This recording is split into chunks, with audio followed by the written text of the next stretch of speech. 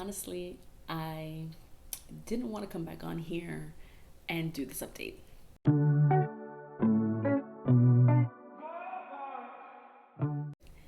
I'm a type of person that, I like fast, consistent progress. I like dramatic transformations.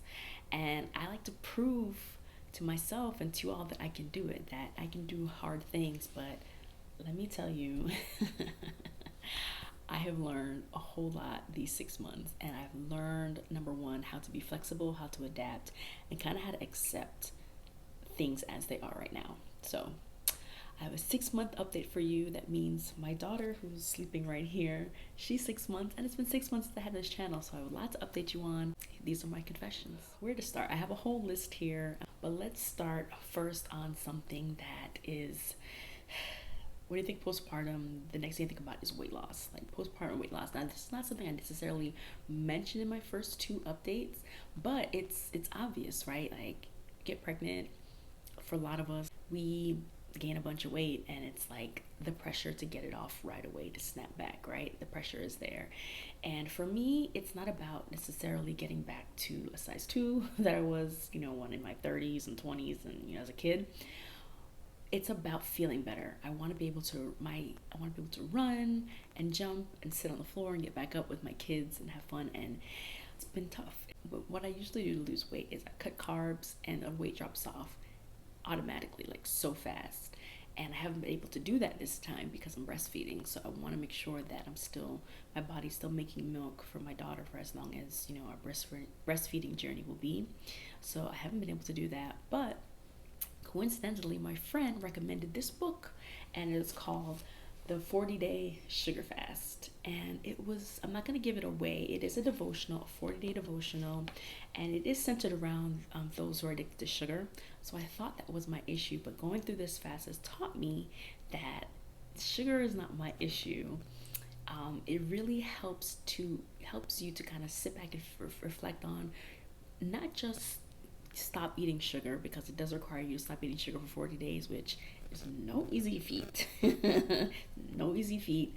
But it helps you think about what things are you replacing God with? What are you going to instead of God? So I'm a believer, and if you are, and you find that either it's social media, if it's carbs, if it is work, whatever it is that you're putting ahead of God, your relationship with the Lord, whatever you're running to instead of running to the Lord, this is a really great book to help you kind of sit back and reflect.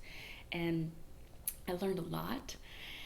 And this was actually the first fast, because I've done like the Daniel fast, and I've done, just regular weight loss, challenges and things like that. But it's the first time that after the fast was finished, or after the program was finished, I didn't feel like eating everything that I wasn't able to eat, for the duration. So I don't know, lasting change. I still haven't eaten any cookies and candies, and I think about it, but it's just like I don't really want them. So I highly recommend the book if you find like there's anything that's really in your way, or if you really find yourself being addicted to sugar, because a lot of us are. Excellent book. Another way I found out that sugar wasn't my problem is that I didn't lose much weight. Let's see, since the last time we spoke, I've lost about maybe 10 pounds, which isn't bad, but in 6 months, um, okay, but that's real. But I've noticed that I have been losing weight just very slowly. So I'm thinking maybe that's how you're supposed to lose weight, is slow and consistent. I've been running 3 times a week, so I've stayed consistent with that, and it's been really, really great. I've seen so much progress. I've been doing it about 3 months now. I've seen so much progress. I wasn't able to really walk without pain in my joints and in my hips and things because, last few months being pregnant, I was sick and couldn't do much at all. But now I'm able to actually jog for 30 minutes straight. Yes, yes. I know, it is so great. To look back, you have to look back and see where you came from, because no, I'm not doing like, 5-minute miles, but could I have ran for 30 minutes straight before? No. And now I'm doing it and enjoying it. So I've been having steady progress with my workouts, which has been great. So getting my health in order, in time, the weight will come off. Okay, so hormonal breakouts. If you don't follow me on Instagram, then you have no idea what I'm talking about. But for the last maybe month or so, out of nowhere, right on my jawline, I've been experiencing hormonal acne, and it is the worst. It is the worst because you can't really cover it. Me, I can cover up the redness, but and the dark spots with makeup, but you can still see the texture, and it's been really frustrating. So I've still been suffering with that. I've been picking up some products and trying some new things in my routine. Actually, I had to completely revamp my routine to address breakouts because I've never had issues with acne before. So I have a whole different routine. Let me know if you want me to show you what I do now to help address the breakouts. I do notice that they have gotten a little bit better, but it's like a day by day thing. I'll wake up, skin is looking a little better, and then the next day they're back. So I know it's going to take time and persistent treatment, persistence in addressing them, that they're hopefully hormones will be balanced soon and the acne will go away. But yeah, I am still experiencing that, but I'm trying just to keep a smile on my face. And it's part of life. It's something that we go through, and this too shall pass. Gosh, my hair. Look at my hair. I have been able to be so consistent with my hair. I've been washing it mostly weekly. My hair has just been flourishing. The shedding, it's still there. It's still there, but I hide it. But my hair has been doing really, really well. I actually have a couple of videos that I posted on it. If you want to see how I've been caring for my hair, how I manage making sure my hair is clean weekly, cleaned, conditioned, and styled weekly. I have a couple of videos on my channel about that. Definitely check it out if you're interested. But I've been able to make sure that my hair looks good, which is, it makes me feel good. It makes me feel good. I wake up in the morning and at least half of everything is done. So I've been consistent with that, and the shedding has been at a very minimum. I'm super surprised with my first son. Clumps and clumps for weeks were coming out of my hair, but my hair is just really flourished, and taking extra care, paying extra attention to it, and finding routines that work well for me has definitely helped. Finding products that work for me has definitely helped. So I'm really excited about that. I want to keep that up and continue to, I want my hair back. I want to grow my hair long. So we'll see as I continue to take care of it how long it gets. Those are the major things as far as physical and kind of outward updates and transformations. One thing I have to address: am I still waking up early in the morning? No, no. Talking about having to learn how to adapt and how to kind of go with the flow. My daughter, when she was first born, she was really good about sleeping. She would definitely wake up every 2 to 3 hours, but she would sleep in her bassinet, and I could get up and do workout, get up early before the kids, like around 4:35, and get things done. Now she's teething, and now she wants to nurse throughout the night, so I don't get much sleep. So I've had to prioritize sleep over getting up early to, whatever it is, cook, wash my hair, get a workout in. I've had to adjust my schedule, and I'm very proud of myself that I've been able to adapt rather quickly. And no, I don't get up early anymore. It's just not conducive to what's going on right now. But I actually feel like I'm more productive, which is crazy. I thought you could only be productive if you get up early, but sometimes you can't. But there is ways to still be productive when your schedule is just out of whack and out all over the place. And that's something I'm excited about, and it's helped me to feel good about how things are moving, even though I can't be an early bird, an early riser anymore. So learning to let go and to lean into what I'm good at, and letting go of what I'm not good at.